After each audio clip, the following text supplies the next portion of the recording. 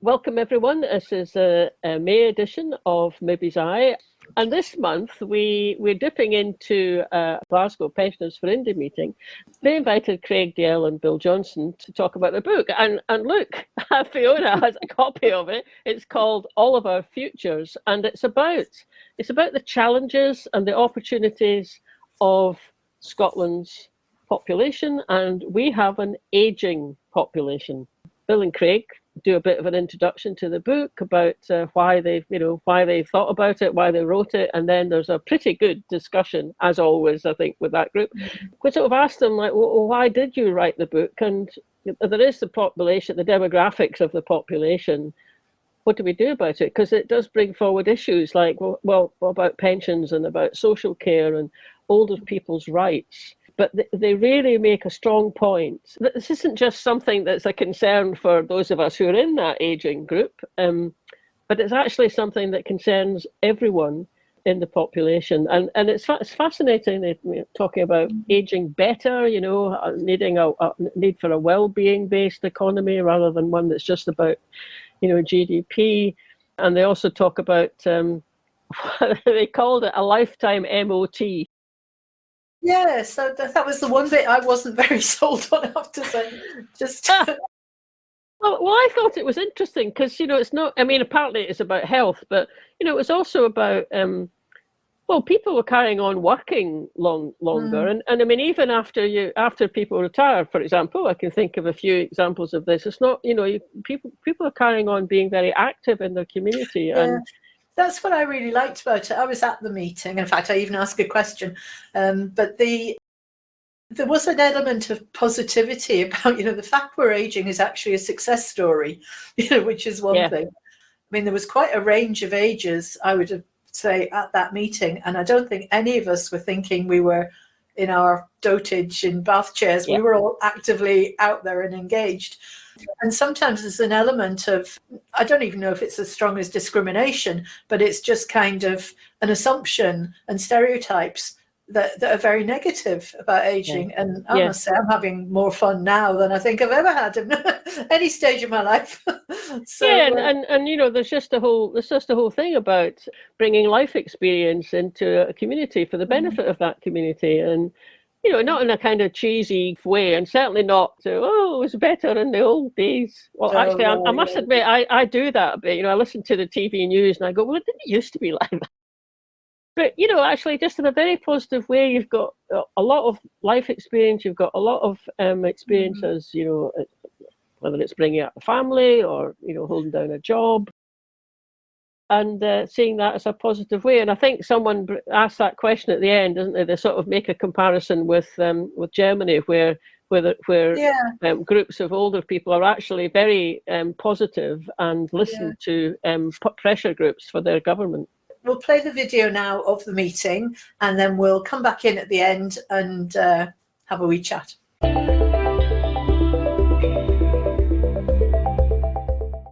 So we've got a wee bunch of slides for you today. I'll do a few openers and then pass on to Craig to do other stuff, and we'll probably cut in and out over each other as we go along.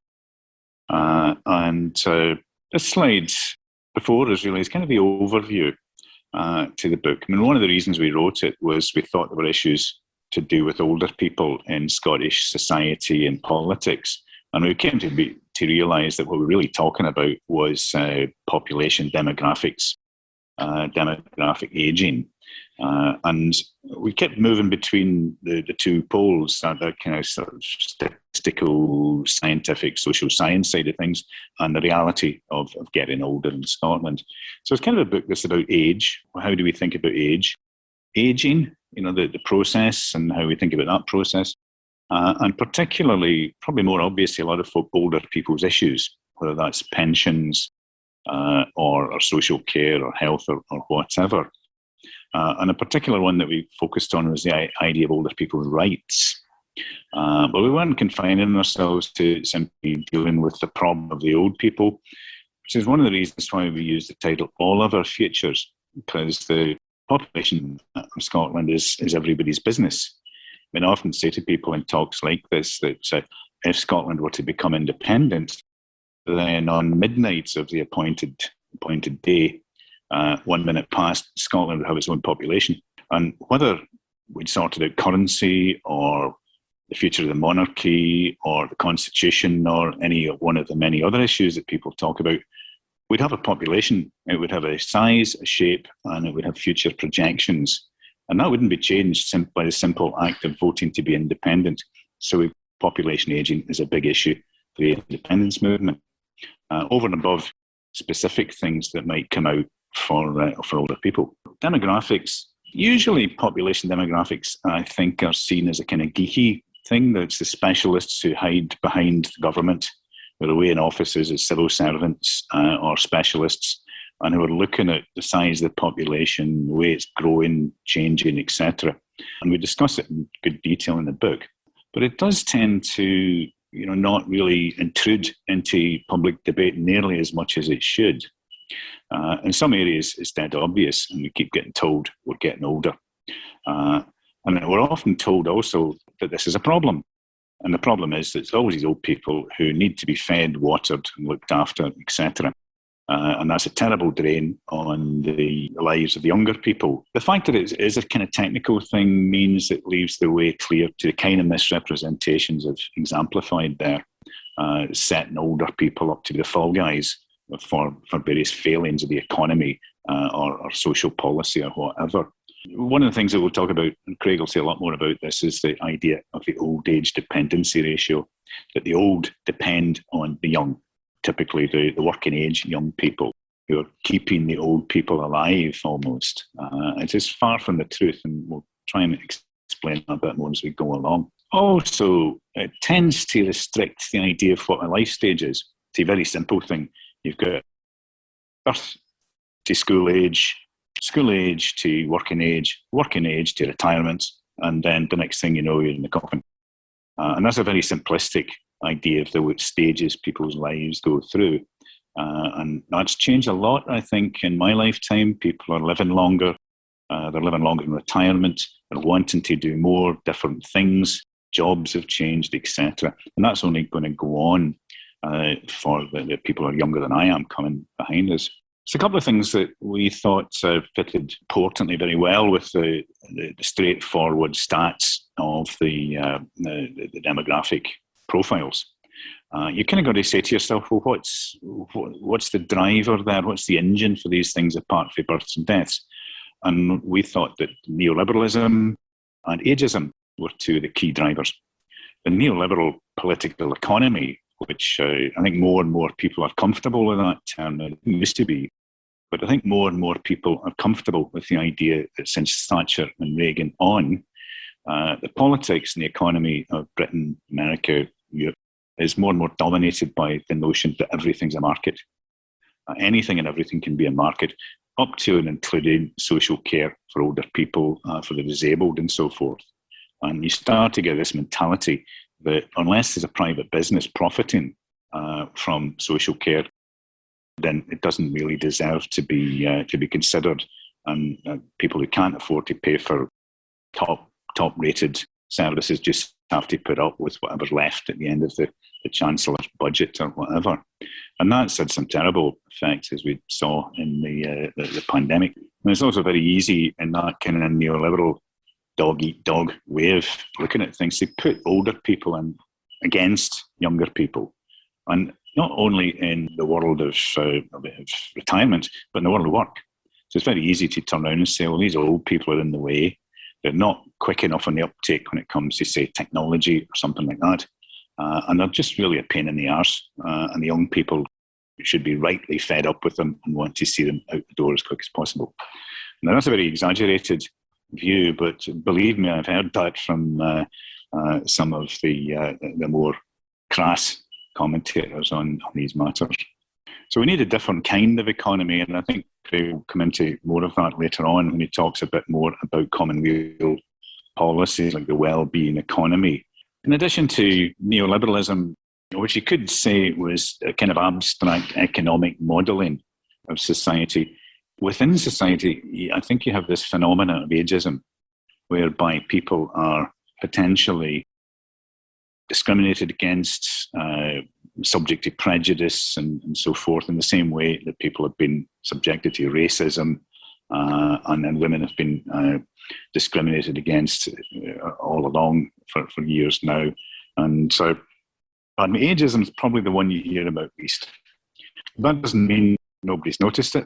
It's protected in the Equality Act 2010 in the same way that sex, religion and all the other protected characteristics are.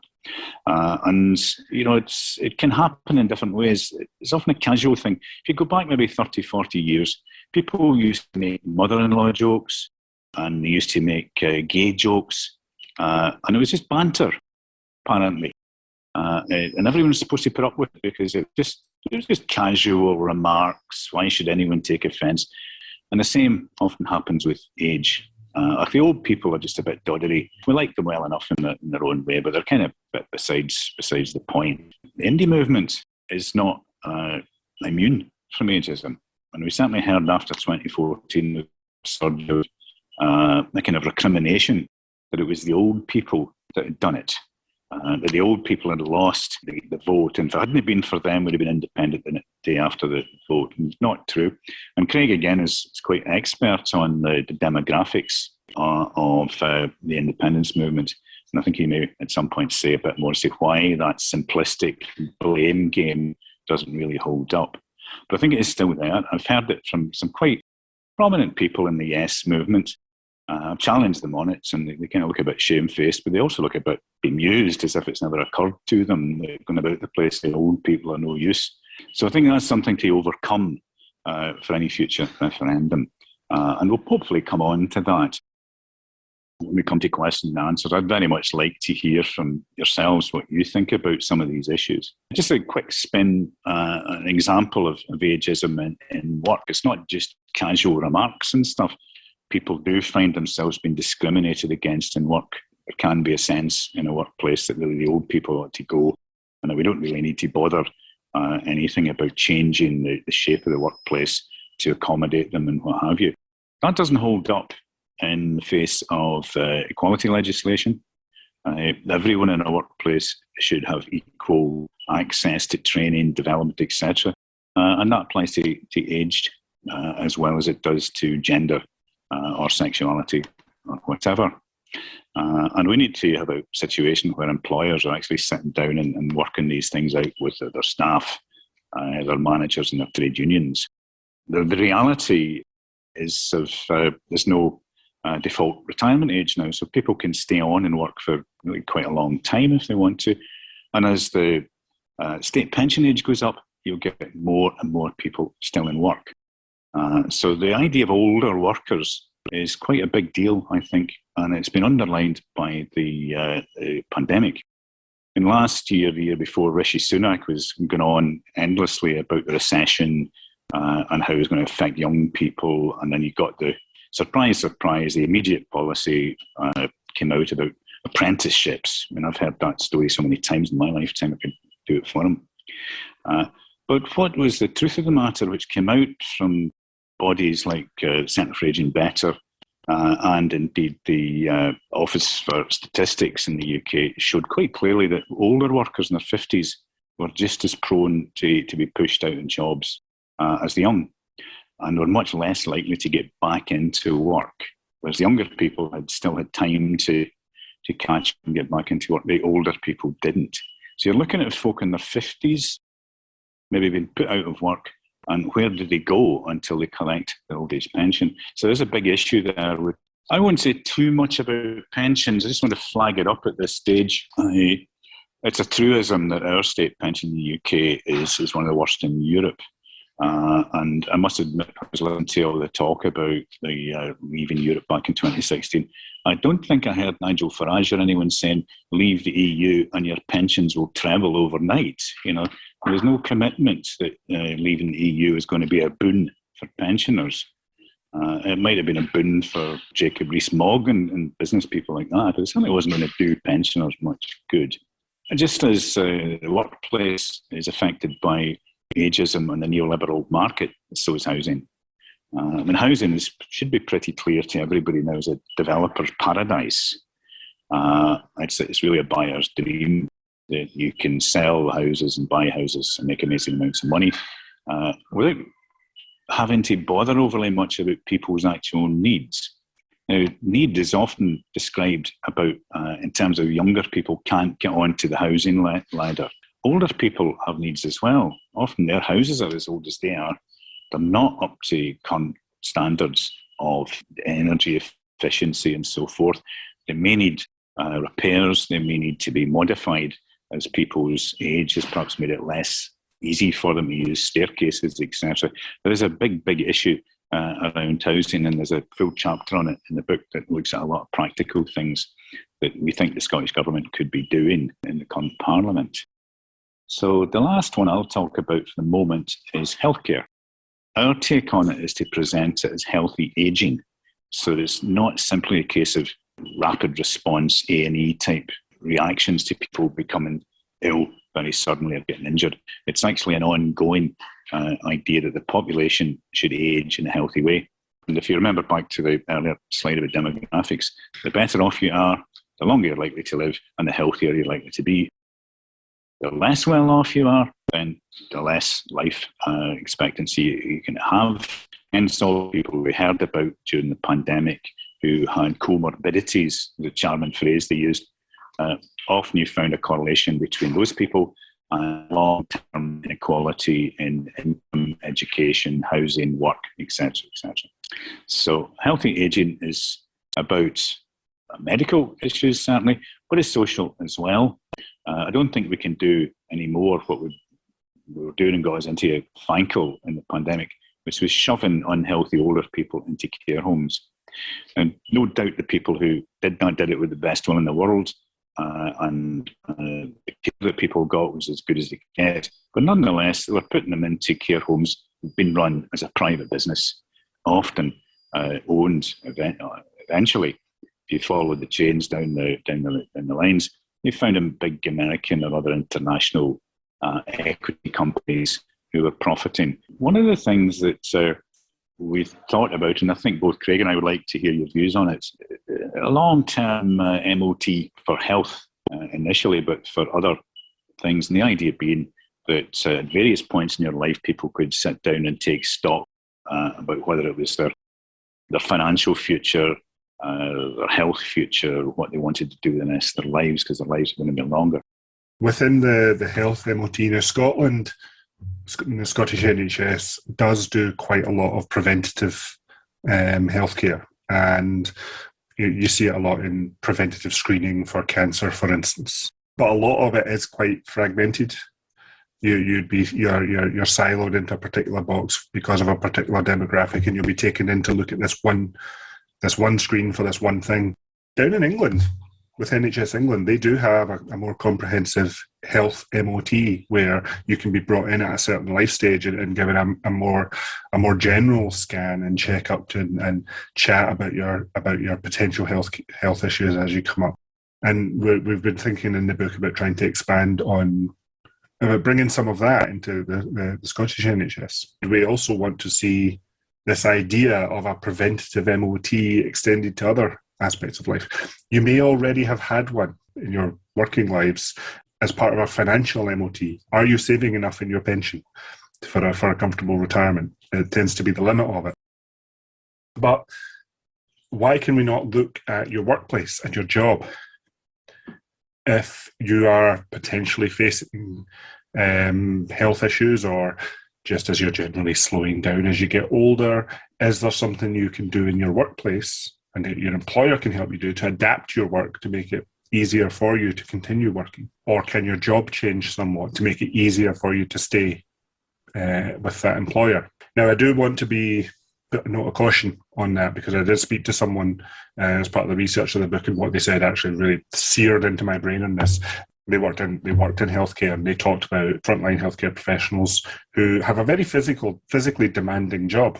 And they were finding some people were getting taken off that frontline job and put into a backroom office and doing administrative work. And while that kept them working, that sudden shift from being with people and helping people directly to being stuck in a cupboard and shuffling paperwork, the person I was talking to described that as psychologically devastating on the employee. So this is something we do need to be wary about. You can't just switch someone from an active and rewarding job to a sedentary and boring one. It's certainly not without their consent. But that principle of an MOT can go beyond workplace as well. It could go into your lifestyle. We could be looking at your house. In that chapter on housing, we talked about the need for houses to be designed in a way that is easier for them to be adapted if you have changing physical needs. That could be through age, it could be through injury, it could be through any other reason. It's a major challenge right now for a lot of modern houses to even put in things like stair lifts, because the houses are built to be so small, to cram as many houses onto an estate so that the developer can make more profit, that it becomes very difficult to build these adaptations in later. So we might need to think about how these houses can be adapted, and if for some reason they can't, we then need to have to think about different ways of addressing someone's housing needs. We are calling for a guaranteed right to stay within a community. For instance, if your house simply becomes inadequate to your needs, the council should be able to provide you a social house within the same community, keeping your same social contacts, but a house that better suits your need. The core principle in all of these is that really we have to start applying a strategic and preventative view towards our own ageing.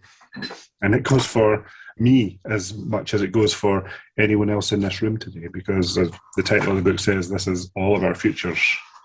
I want to go on and kind of highlight one of the chapters, because I think this is the chapter that a lot of people have been asking me about when we've been talking about the book, and that is the chapter on pensions. So I want to very briefly cover that and do just a slightly deeper dive in. Bill was able to in his section. The background of this is that the UK's welfare system is simply broken. At best, it is meagre. It's one of the least generous in the developed world. But we've also seen bodies such as the United Nations say that the UK's welfare system is outright punitive. You know, people are sanctioned, people are directly harmed by the meagreness of those benefits, and people have died as a result of the austerity of the last decade and a half. So if we look forward to an independent Scotland, we have to start thinking now about how we can build a social security system, and we use that term deliberately, not welfare, not benefits, but social security, and build that so that it is worthy of the name. A core aspect of that is going to be pensions. So we have that oft-quoted factoid that the UK state pension is the lowest in the OECD. And that it is true. The state pension covers just 29% of an average pensioner's income. But this headline does miss out a huge chunk of pension politics. Pensions aren't quite as simple as just looking at the state pension. And our book tries to go through all the other aspects of that as well.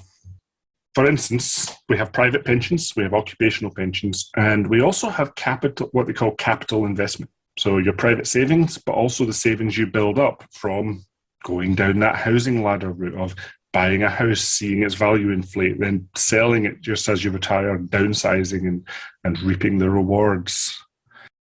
In a lot of countries, much more emphasis is placed on the state pension. In the UK, there has been much more emphasis on private pensions and on that capital investment. Only for an average pensioner, only about 50% of their income comes from the state pension. In many countries, it can be over 90%. And the reason that this is important is that this is just talking about the average pensioner. Around 1 in 3 pensioners in the UK are solely reliant on the state pension. They don't have the benefit of having private savings or a private pension or a house they can sell. And even those with private pensions in the UK, around 2 in 5 have saved less than £5,000. In about 16 of the 36 OECD countries, public pensions make up about 90% of retirement income. And this has an impact on the UK, you know, by placing the emphasis on the private sector and all the risks that comes with. We have seen a rise in pensioner poverty in the UK, and pensioner poverty in the UK is above the OECD average. Countries like Denmark and the Netherlands, pensioner poverty rates are about 3%. In the UK, it's above 15%. Now, we talked a bit earlier about that idea of the old age dependency ratio, that our pensioners are dependent on the workers of today. And you, when you grow older and retire, you'll be dependent on the workers of tomorrow. It is an entirely flawed metric, and it's based on a false premise. But it is one that a lot of pension politics is based on. If we look at the changes that the UK has made to pension politics, they suddenly make sense if all you're looking at is this old age dependency ratio. The dependency ratio was projected, if pension policies had not changed, the dependency ratio was set to rise from about 360 pensioners per 1,000 workers to just now to over 400 pensioners per 1,000 workers. But then the UK put up the retirement age, and it introduced the changes that affected WASPI women. And if all you're looking at is the old age dependency ratio, those changes worked. They stabilised that ratio, the green line on the graph you can see here. Now, I'm not defending those policies, but those who are only looking at that number, that data point, would say this worked. And it encouraged others, like Ian Duncan Smith's think tank, the Centre for Social Justice, to propose setting state retirement age to 75 by 2035, and that would push the OADR down to record low levels. I checked up my personal life expectancy not that long ago. For a West of Scotland male born in the year I was born, my life expectancy is just under 70. So a state retirement at 75 does not look particularly attractive to me. It's also, this ratio is based on the false premise that my income is sufficient to pay for pensioners. Wages for decades have been suppressed. They have flatlined. But we have also seen the rise of automation and the rise of rent-seeking, rentier capitalism and other changes that have seen money from productivity gains go not to workers' wages, but to shareholders and capital gains. And that rise of capital gains is not being reflected in the pension affordability, quote unquote. So when you start looking at all those aspects, the OADR just completely falls apart, and we think it should be abandoned. There have been suggestions of what Scotland could do to tweak the state pension to improve it, but things like tweaking retirement age or boosting immigration rates, even boosting worker wages, they all may have social benefits and they may be worth looking at, but ultimately they hit the same flaw in that old age dependency ratio.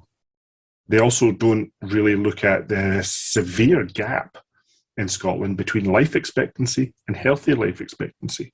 Your average person in Scotland will expect to live till age 72, but their health starts declining at around 60.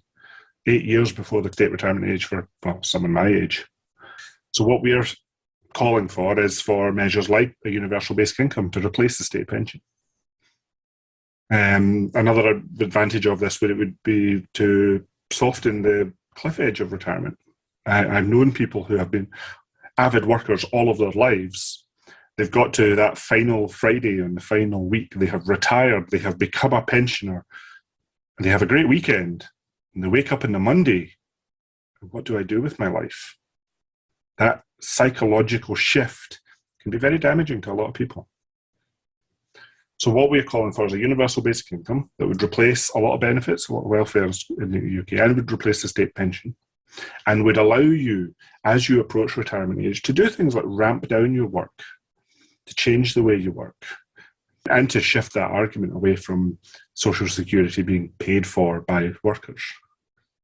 We're also calling for that link between national insurance, paying for state pensions, to be broken, so that taxes like taxes on carbon, wealth, land, rent-seeking capitalism, other productivity gains can be better seen to be providing for the social security and the social benefit of everybody in Scotland, including through a state pension. Now, if we look at private pensions, historically, the UK has suffered very low pension enrolment. A lot of people just couldn't afford to save based on their suppressed wages. And the UK historically had very high fees involved in its private pension. And they would be significant, even just 0.5% or 1% extra in the annual fees for managing your pension could eat 20-30% of your total pot by the time you came to retirement. Countries like Denmark have been good comparators at capping fees at quite a low level. And consequently, even someone in Denmark who has the same wage as someone in the UK ends up with a higher pension. Now, the UK has improved recently. There has been things like auto-enrolment, and there have been caps on annual fees, but we still have problems with, quite frankly, low wages. If you can't afford to live on your the wage you're getting, you certainly can't afford to save from it. We also have a big problem with very fragmented careers. And the job for life, where you sat within a company, you worked within that company your whole life, then you retired with a final salary pension, that is gone. What happens now is we have very fragmented careers with multiple pension pots split over multiple companies. The average British person will retire with 11 different private pensions split across 6 different employers. And that's very difficult to keep track of. I already have 3 different private pensions. I'm struggling to keep track of it. I know people who have got to retirement and are trying to scrabble around looking for all those little pots that they maybe not thought about for decades. There's also still a big problem in the UK with transfer fees.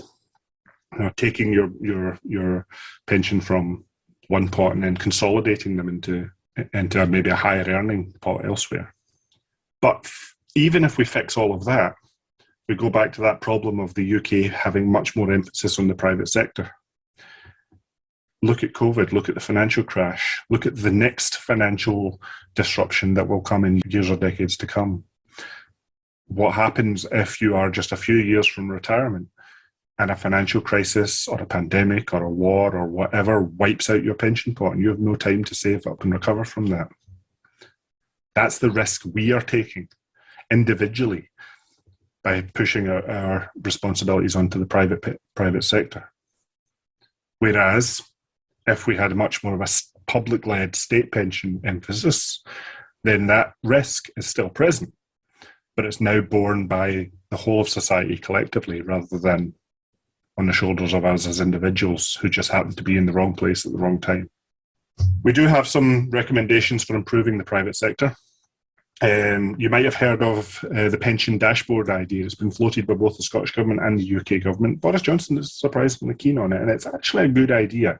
This is one where you would be able to log into all of your different pension pots on one website and see them all in one place. Maybe be able to move them around from pot to pot quite easily. The big problem with this idea is the companies themselves are not playing ball. One pension provider is quite happy to allow you to use a dashboard to see all of the pensions you have with them, but they're not so keen on you being able to see the pensions with their competitors on the same screen. We are calling for better regulations to make moving pension pots as easy and as cheap as moving bank accounts. And remember, it took until it's David Cameron who brought in that regulation. So even that, being able to move your bank accounts around cheaply and easily is only a few years old. Probably the biggest reform we're calling for is a publicly owned occupational pension scheme. Countries like Sweden already have these. And the way this would work is, yes, your employer may already have their own occupational pension scheme, but you as an employee going in can pay into that if you like, but could also pay into the public scheme instead at the same terms. So the employer would have to match their contribution in the same rates as they do with their own scheme. The advantage of this is if you continue to use that public provider, you can take that from employer to employer. So you can end up retiring with just one pot from one place. And the benefit to Scotland is that pension pot could be investing in Scottish public works like the Green New Deal, rather than paying off shareholders or shunting profits into tax havens. Now, I'm looking at my time and I know things are getting a bit tight, so I'm going to be very, very brief on this. There is always that question about what happens to your pension at that transition across independence. And I deal with this in a completely separate paper that I wrote for the Scottish Independence Convention. The short version is private pensions are contracts between you and your pension firm. They're going to be largely unaffected. If we end up with a new currency, then there will have to be that question over whether you keep paying into that private pension in pound sterling or whether you redenominate it into the Scottish currency. Almost all financial houses will offer that redenomination. It just makes good business sense to do it.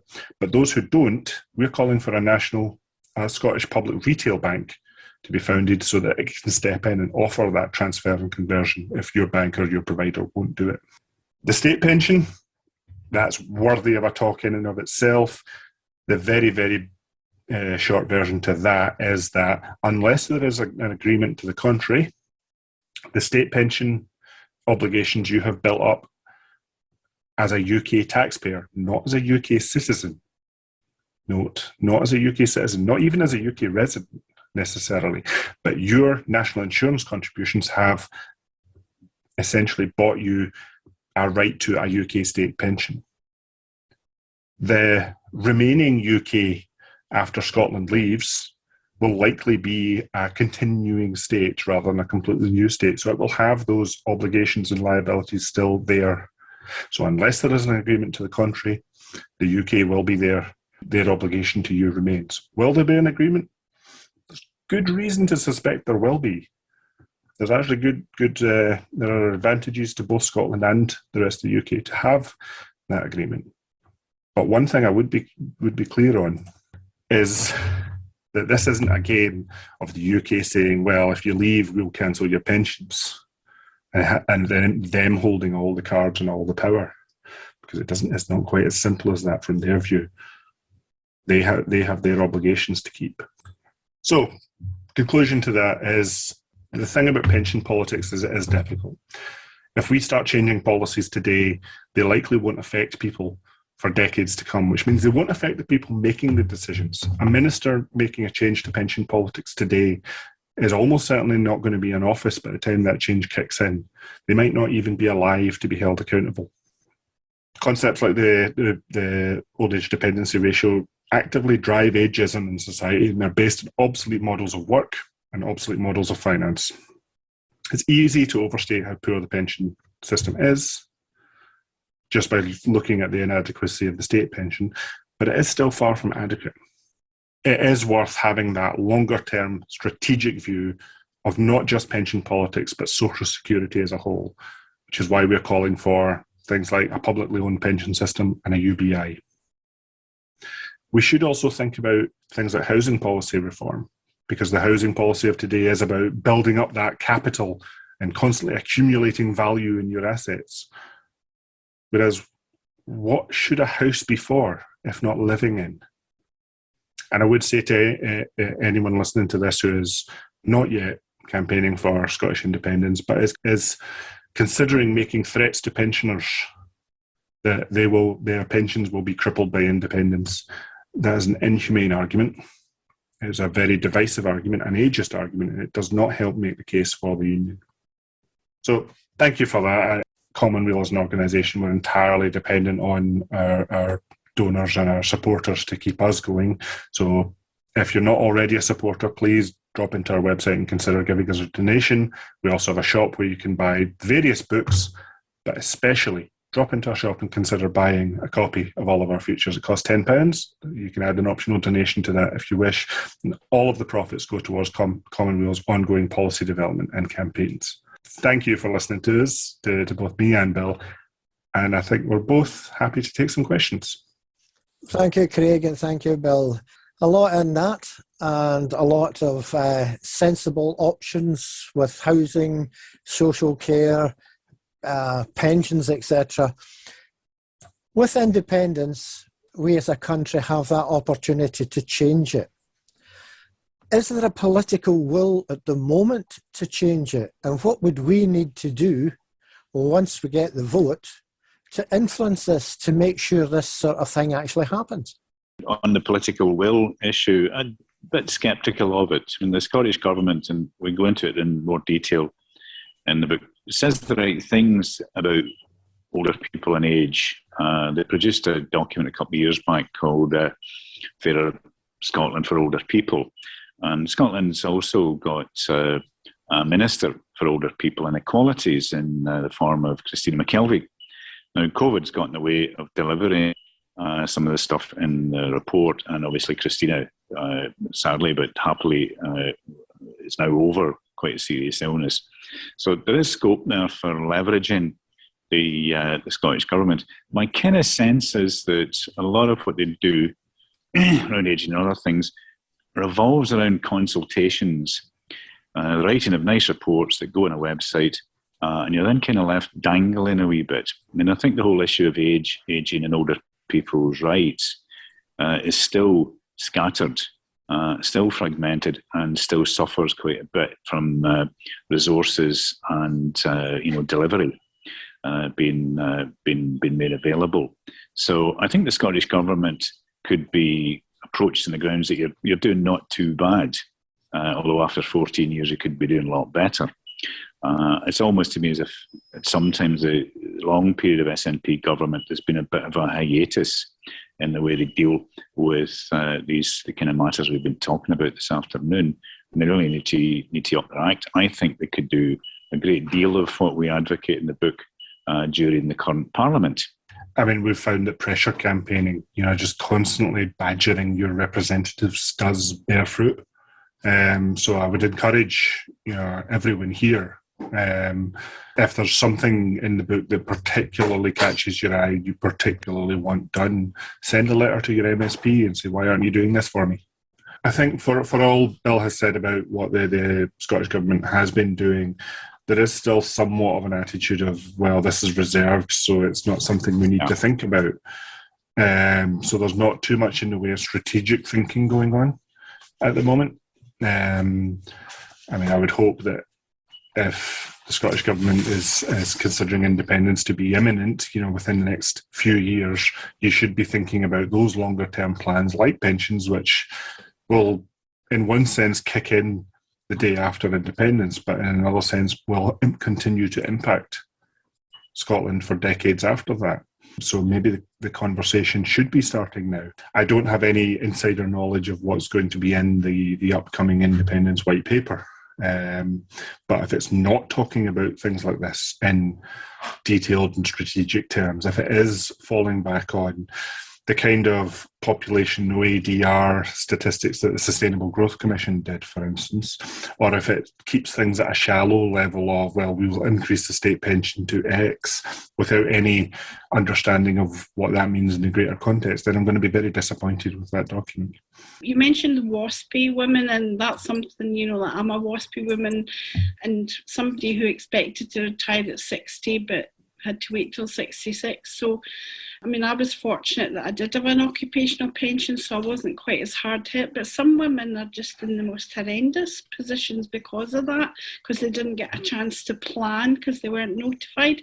My question is, do you think that there's any chance that the legal challenges that are going through might result in some compensation for these women, or do you think that ship has sailed? I'm sceptical, to be honest. I'm not a lawyer. I can't gainsay a legal argument ahead of time, and who knows what decisions will come up. But I don't have a huge amount of hope there. What it did make me realise is if you are going to change pension politics, especially things like pension age, I'm not convinced that you should do it in a way that affects people currently in the workforce at all.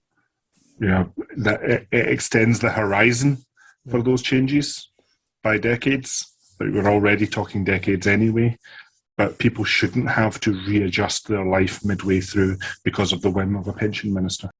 I think Craig mentioned preventative medicine. Preventative medicine that we do, which is largely scanning for things like bowel cancer, breast cancer and cervical cancer, they come with age limits, upper age limits. Mm-hmm. If you're 70, you don't get called in for my mammogram, and cervical cancer, I think it was something like 60.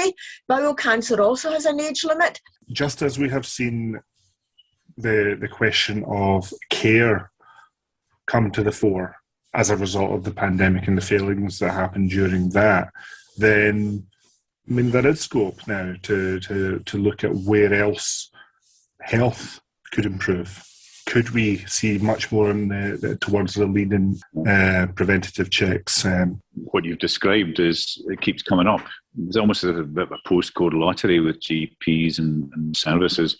It always worried me in the pandemic when the delightful Matt Hancock came out with this great idea that there'd be no more of these face-to-face consultations, all be done online.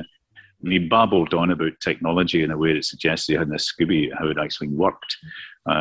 As technology, never mind whether it's the right way to go about healthcare. So I think there's an issue coming out of the recovery to be starting to say to the National Health Service, we're grateful for everything you're doing and we think you should get better funded. But we do need to have a discussion about how you go about dealing with patients. And we don't regard kind of over the phone any GP that can be found in a network who'll talk to you as appropriate ways to do kind of local healthcare. I don't think it is anyway. As you were talking there earlier about the idea of somebody who comes to retirement and then they have that final weekend and they go, what do I do now? That kind of was me. And my vision of what my retirement would be is not at all how it is. And I have to say, it's a wonderful surprise what retirement is like. And it just occurred to me now, sort of 5 years in, I don't know any old people. I know activists, I know volunteers, I know people who are carers, I know people who are politically engaged. And in the same ways, we've got a sort of differing narrative in Scotland about welcoming refugees, for example, from what you would see down the road. We should be able to do something to shift that narrative about the value of our older people, not see us always as a problem, but actually see us as a national resource.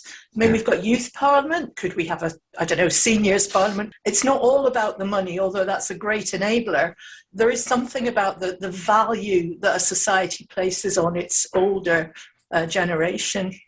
And I think there is a kind of patronising attitude at one end of the spectrum, and straightforward, they're on the scrap heap, they're disposable, they're just like any other old commodity that's worn out, chuck it. At the other end of the spectrum, and I think there is a need, I think it was Desmond Tutu made the point one time, he said, your rights don't diminish with age.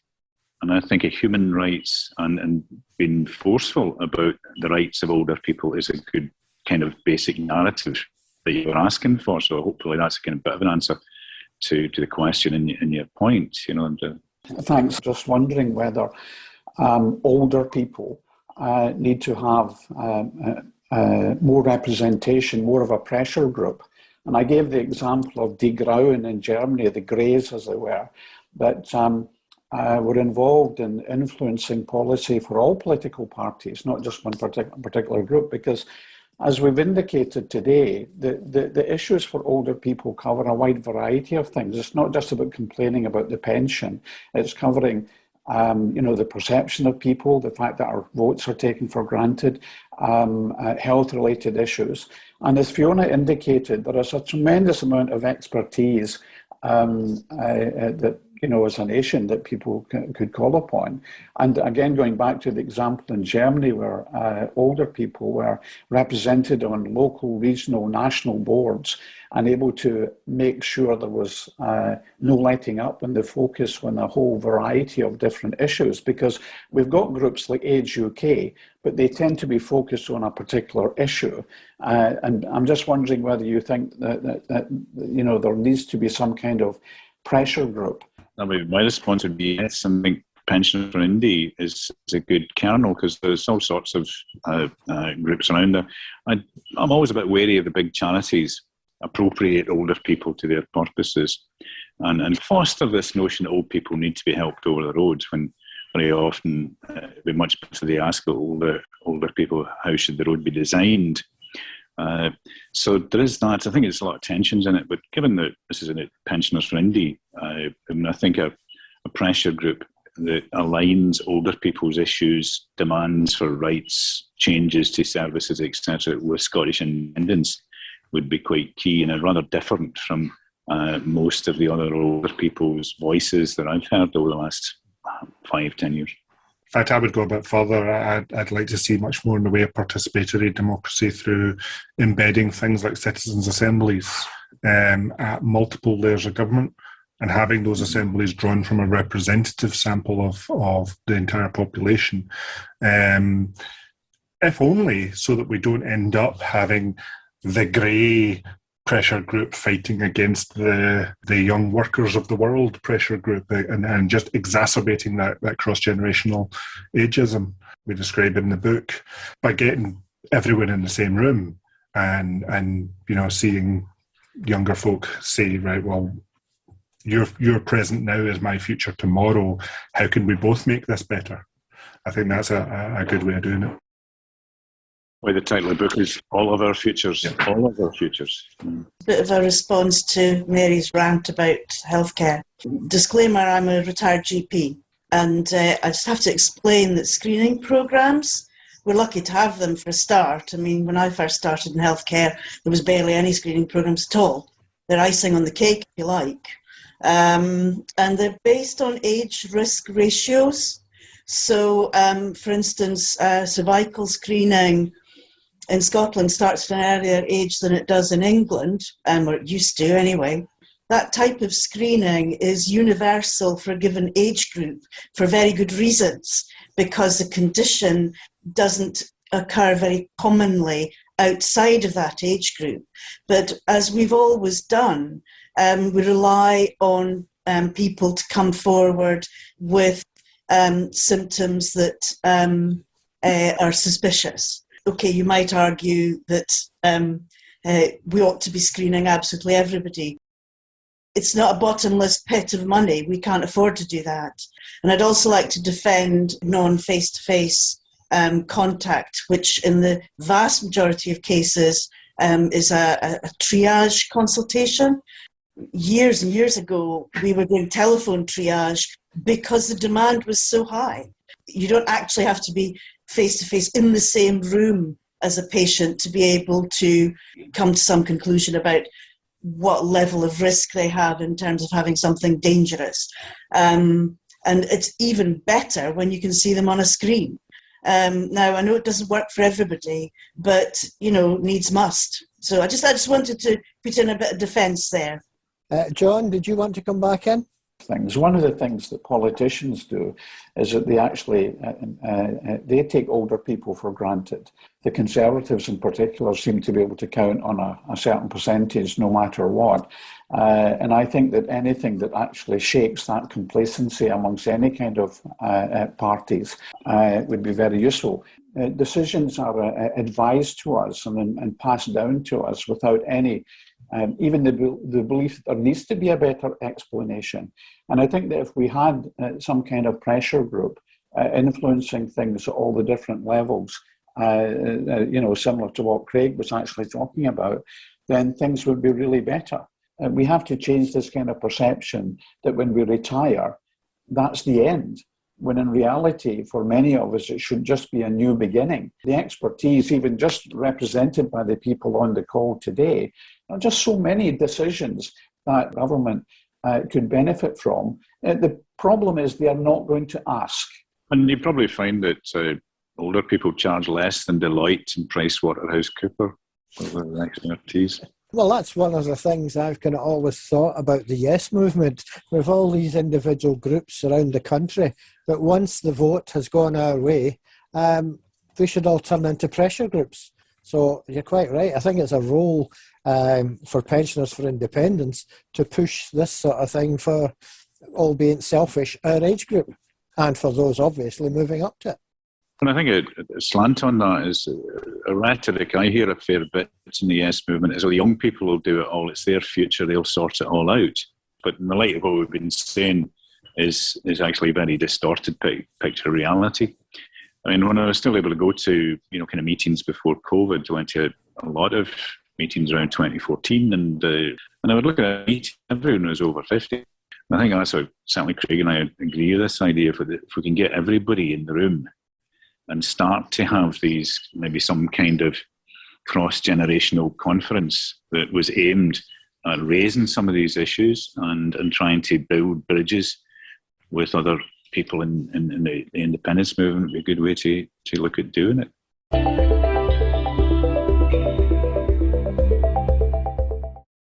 And you weren't at that meeting, but did you enjoy watching it? I did. I watched it afterwards, and I did enjoy it. I mean, I did wonder quite what it would be like, a whole book about an ageing population. And actually, I just found it really interesting. They're focusing on what in some ways you can see as a problem, broadening out to, well, it is how it is, it's how things are, so we do need to think how the best way of dealing with that. But then, there was a lot of positive aspects to it as well. I did pick up on the need for a well-being economy, but like you and I have done other programs when we've been talking to politicians about a well-being economy, and that's at least in Scotland. I don't know if it's the case really in England, but in Scotland there's a lot of thought going into how to do that, both in local authority level, but also Scottish Government level. Final plug to the book. You can get it from the COMMONWEAL website. It's very readable. And it kind of mirrors the topics as they went through them on the discussion there. So a really good look at what is an interesting but complicated subject. And I was left feeling quite positive as a result of the talk. Yeah. Our older folk are a resource.